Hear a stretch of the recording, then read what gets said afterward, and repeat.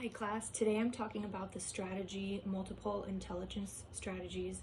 It's found on page 287 and it's based on Howard Gardner's multiple intelligence theory. Basically, schools used to honor two ways of thinking, linguistic and then logical/mathematical. And Howard Gardner proposed that there are different intelligences or different ways in which people are smart, and it's about the modes in which they process information effectively.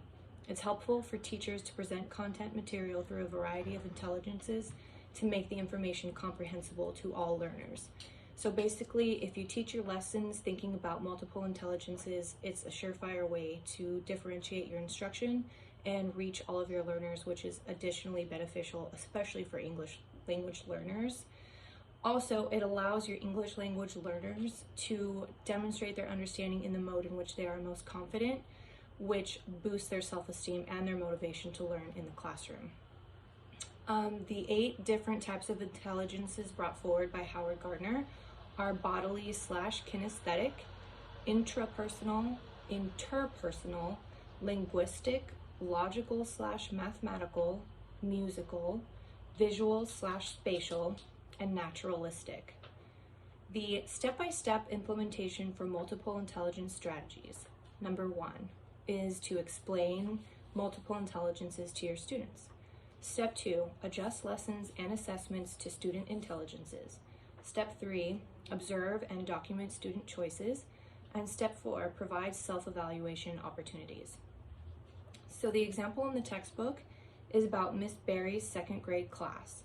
They're studying different versions of the Cinderella story, and that includes versions in Hmong and in Spanish.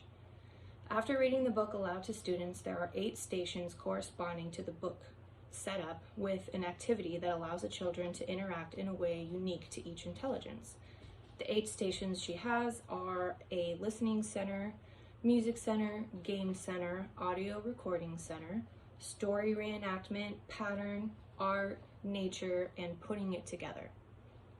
Children are encouraged to use the centers for a week.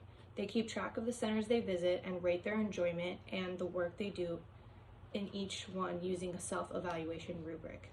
At the end of the week, Ms. Berry reflects on the choices the children made in their center and realizes that the choices tell her a lot about their learning preferences. She feels that they will benefit from additional opportunities to choose the ways in which they explore the curriculum.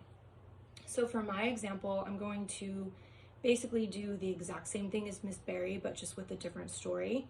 So I'm using the Itsy Bitsy Spider, and I would also make sure to have this book available in every language, in every home language of my students. This obviously is an English version. It's very fun with lots of pop-ups. It's very interactive. So I would start by reading this aloud to my students. And then I would have, just like in the example for the text, 8 different stations where they could work with this story. So just a couple examples for the different stations. One for the linguistic would be having this book for the students to read, A Spider Named Itsy. After they read it, they would go through and compare and contrast how it is to the story I read aloud, the Itsy Bitsy Spider. For example, in this book, she goes up a water spout just like in the nursery rhyme. So that would be one station as an example. And for mathematic, we could have a pattern center where kids are making little spider webs with popsicle sticks and yarn.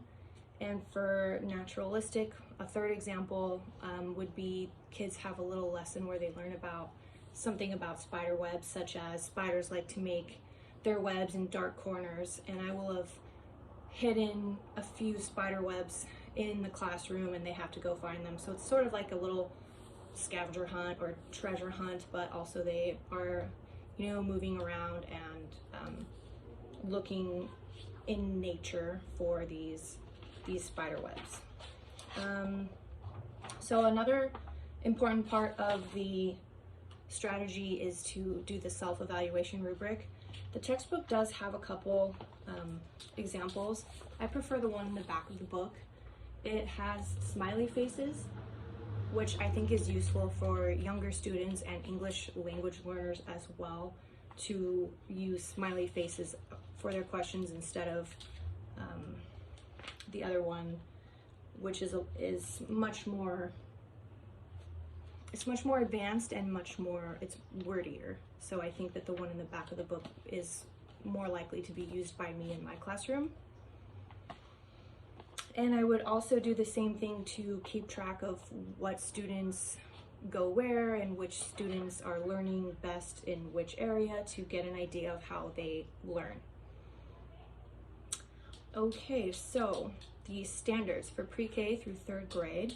The first one is to use a variety of learning strategies to enhance understanding, and also to verbalize understanding of various ways to learn. And that's it for today. Thank you.